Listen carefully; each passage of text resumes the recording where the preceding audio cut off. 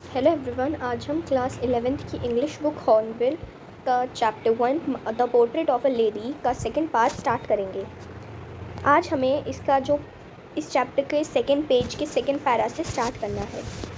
My grand mother and I were good friends. My parents left me with her when they went to live in the city and we were constantly together।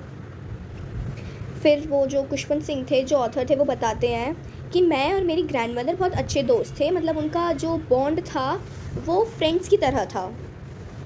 फिर जो उनके parents थे उन्होंने उन्हें खुशवंत सिंह को उनकी grandmother के पास छोड़ दिया था जब उनके पेरेंट्स को सिटी में जाना पड़ा था। तब से वो साथ में ही रहे हैं। खुशवंत सिंह और उसकी ग्रैंडमदर उस टाइम से साथ में रहने लगे थे। She used to wake me up in the morning and get me ready for school. She said her morning prayer in a monotonous sing-song while she bathed and dressed me in the hope that I would listen and get to know it by heart. I listened because I loved her voice but never bothered to learn it. फिर वो बताता है कि कैसे कैसे वो उसकी जो ग्रैंडमदर थी वो उसे कैसे तैयार करती थी, सुबह उठा के तैयार करती थी।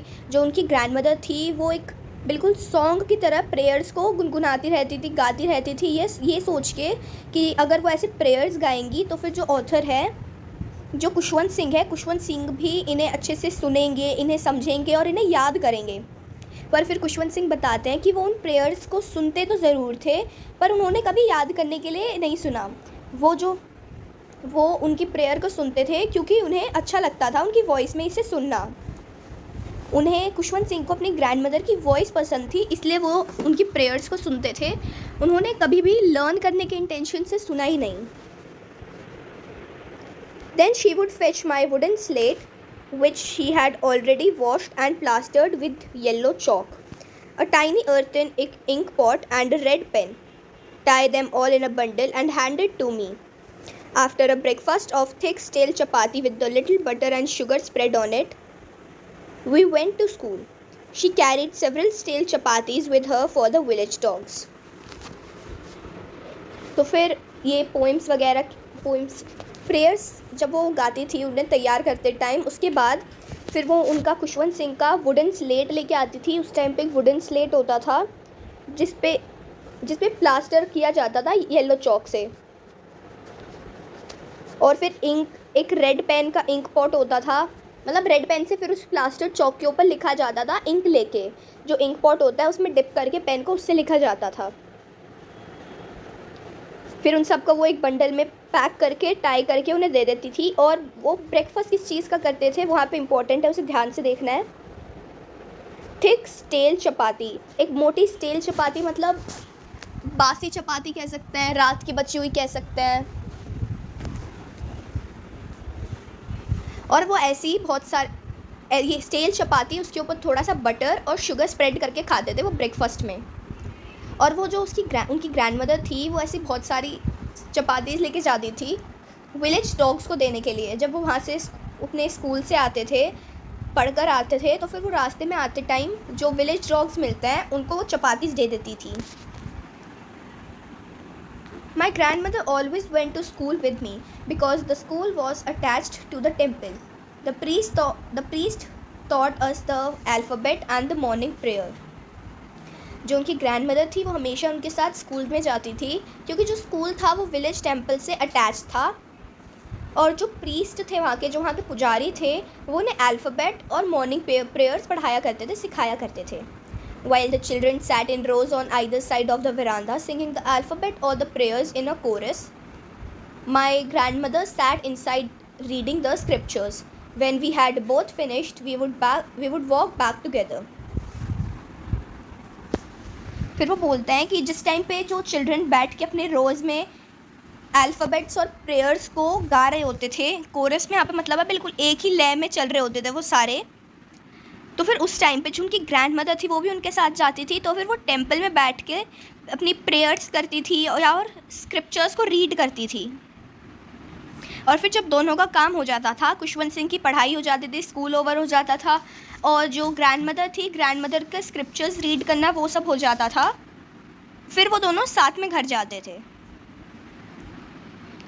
This time the village dogs would meet us at the temple door. They followed us to our home, growling and fighting with each other for the chapatis we threw to them.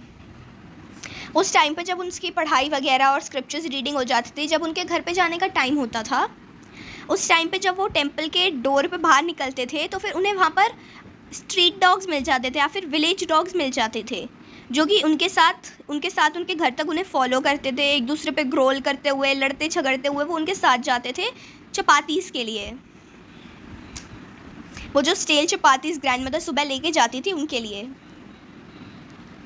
When my parents were comfortably settled in the city, they sent for us. That was a turning point in our friendship. जब उनके जो parents थे वो city में जाके अच्छे से settle हो गए थे, सब कुछ ठीक हो गया था वहाँ पे सिटी में जाके, तो फिर उन्होंने खुशवंत सिंह और उनकी ग्रैंडमदर को सिटी ले जाने का डिसाइड किया।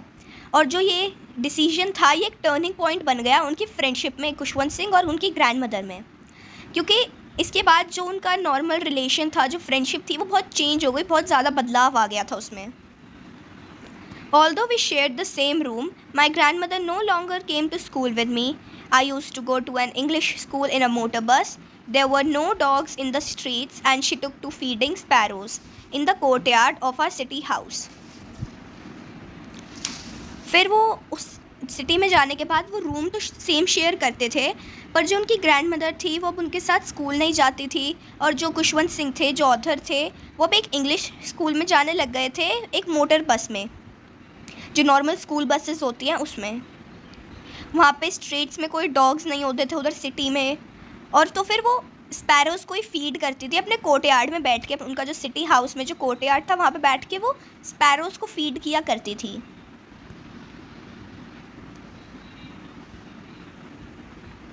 As the years rolled by, we saw less of each other.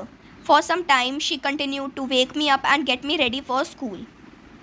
When I came back, she would ask me what the teacher had taught me. फिर ऐसे ही धीरे धीरे साल बीतते गए, फिर वो उन दोनों को एक दूसरे से मिलना, एक दूसरे को देखना वो कम हो गया था। और फिर वो कई बार जो खुशवंत सिंह की ग्रैंडमदर थी वो उन्हें उठा के तैयार भी करती थी। फिर जब वो स्कूल से आते थे, स्कूल से आने के बाद उनकी ग्रैंडमदर उनसे पूछती थी कि आज तुम्हारे स्कूल में क्या कराया गया, क्या पढ़ाया तुम्हें आज। I would tell her English words and little things of western science and learning, the law of gravity, Archimedes principle, the world being round, etcetera. This made her unhappy. She could not help me with my lessons. She did not believe in the things they taught at English school and was distressed that there was no teaching about God and scriptures. फिर वो जब उन्हें बताते थे, कुछ English के words बताते थे, कुछ वेस्टर्न साइंस और लर्निंग्स की बातें बताते थे, जैसे कि law of gravity, Archimedes principal, world being round, ये सब सुन के उन्हें बहुत सैड फील होता था, क्योंकि वो उनको इन चीज़ों के लेसन्स में हेल्प नहीं कर पाती थी।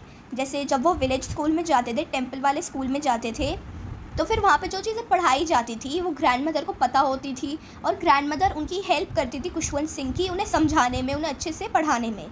तो फिर ये इंग्लिश स्कूल में जाने के बाद उन्हें ये इन चीज़ों के बारे में इतना पता नहीं था, तो फिर वो उनकी हेल्प भी नहीं कर पाती थी। उन्हें ये चीज़ें बिल्कुल नहीं अच्छी लगती थी कि जो इंग्लिश स्कूल में पढ़ाया जा रहा है, और उन्हें ये बात जान के बहुत बुरा फील हुआ, बहुत दुख फील हुआ कि जो खुशवंत सिंह का न्यू स्कूल है उसमें गॉड और स्क्रिप्चर से रिलेटेड कोई भी चीज़ नहीं पढ़ाई जा रही है।